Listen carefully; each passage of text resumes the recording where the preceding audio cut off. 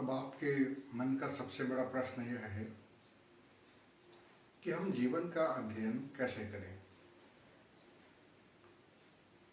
तो जीवन का अध्ययन करना बहुत सहज और सरल है। आप जीवन को 3 भागों में विभाजित कर लें। पहला है आपका शरीर, जिसके आधार पर आपका, हमारा और सभी स्तनधारियों का जीवन संचालित है। तो आप जीवन के अध्ययन के लिए पहला विषय आप चुनें और पहला विषय है आपका शरीर। शरीर को संचालित करने के लिए जो तत्व आपके शरीर में विद्यमान है और इस प्रकृति में विद्यमान है वह है आपका मन। तो दूसरा जो आपके अध्ययन का विषय है वह विषय है मन। और वह व्यवस्था या वह ऊर्जा शक्ति जिससे संपूर्ण चर अचर चराचर अर्थात जो हम देख रहे हैं, जिसे अनुभव कर रहे हैं, जिसे देख पा रहे हैं, जिसे नहीं देख पा रहे हैं, जिसे अनुभव नहीं कर पा रहे हैं,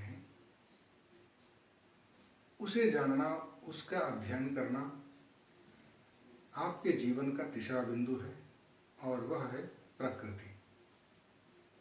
तो अध्ययन के लिए आप 3 भागों में अपने विचार और चिंतन को समग्र करें। पहला है आपके स्वयं का शरीर, दूसरा है शरीर और जीवन को संचालित करने वाला मन, और तीसरा है संपूर्ण सृष्टि को स्वरूप जिसे हम ऊर्जा कहते हैं। तो शरीर, मन और प्रकृति, इस 3 भाग में हम पूरे जीवन को शास्त्र के रूप में अध्ययन करेंगे। तो पहला विषय आप शरीर को चुनिए। शरीर के संपूर्ण विषय को समझिए कि शरीर है क्या, शरीर की उत्पत्ति कैसे हुई है, शरीर का निर्माण कैसे हुआ, शरीर की आवश्यकता क्या है, हमारे इस शरीर के संचालन के लिए आवश्यकता क्या है, इस विषय को भी आप जानिए।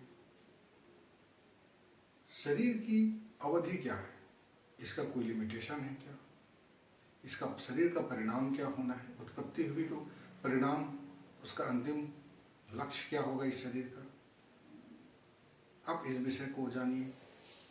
तो शरीर को पहला विषय बनाइए आप अध्ययन करने का, और जैसे ही आप शरीर को पहला विषय बनाएंगे अध्ययन करने का, तो आपको ज्ञात हो जाएगा कि आपने जो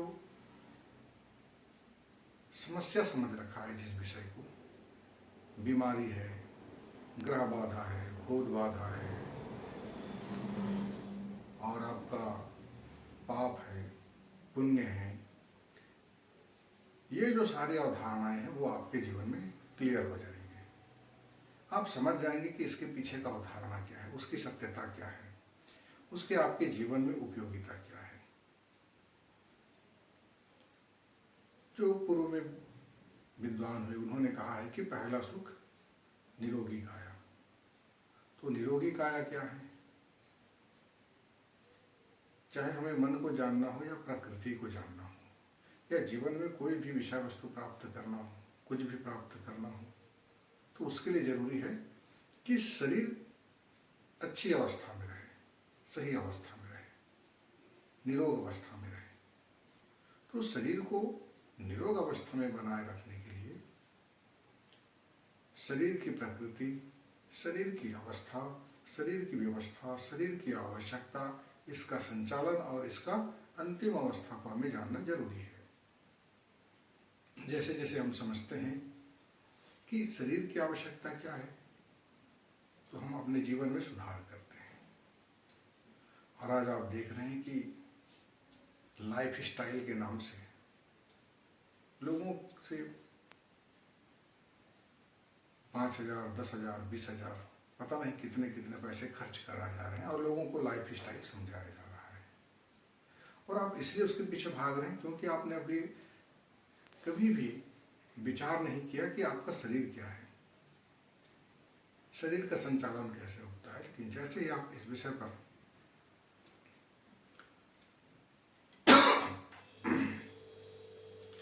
विचार करते हैं, चिंतन करते हैं कि आपकी शरीर क्या है, तो आप शरीर को संचालित करने के लिए व्यवस्थित रूप से आप जीवन को जीने लगते हैं। व्यवस्थित आपका दिनचर्या हो जाता है, व्यवस्थित आपका खान पान हो जाता है, संतुलित आपका निद्रा हो जाता है, मानव व्यवहार आपका संतुलित हो जाता है। और जैसे ही आपका दिनचर्या व्यवस्थित होता है, खान पान व्यवस्थित होता है, आपका शरीर स्वतः ही निरोगी होने लगता है। और जो आपके जो विचार हैं उसमें भी परिवर्तन आता है।